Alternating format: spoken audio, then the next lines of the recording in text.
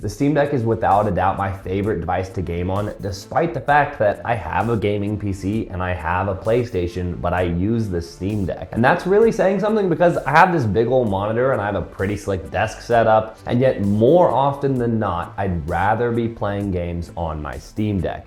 The Steam Deck is truly amazing. That being said, it is not without its flaws, and the worst flaw for me personally has been what I would call pretty terrible battery life when you're playing demanding games. And before you get mad at me in the comment section, just hear me out real quick.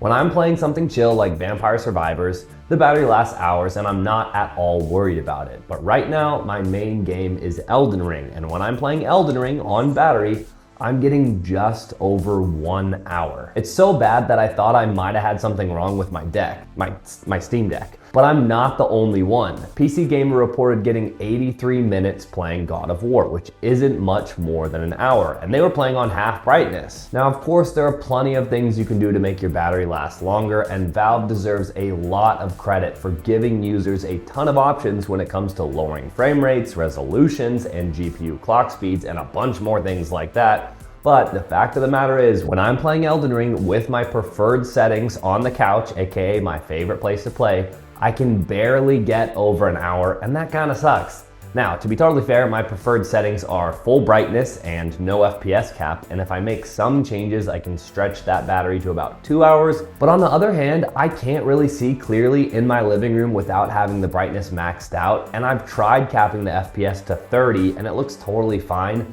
but I much prefer the 40-ish I can get with the frames uncapped. So I'm not saying you can't get longer battery life than an hour-ish while playing Elden Ring, but what I am saying is that with the settings how I personally like them, it's tough. And because of this, the reality of the situation is for me is that most of the time, if I want to play, I try and find somewhere near an outlet so that I can just play plugged in, and that's totally fine, but all of a sudden you're not nearly as portable as you could have been because it's a handheld portable. This problem has actually led me to buy a really long Type-C cable so that I can charge from wherever I am in my living room, and I'm also probably going to be getting an external battery bank for airports and traveling and stuff like that. I completely understand, and I'm very sympathetic to the fact that Valve has some very real constraints with size, weight, and portability, and putting in a bigger battery hurts all three of those things. This isn't to bash on Valve.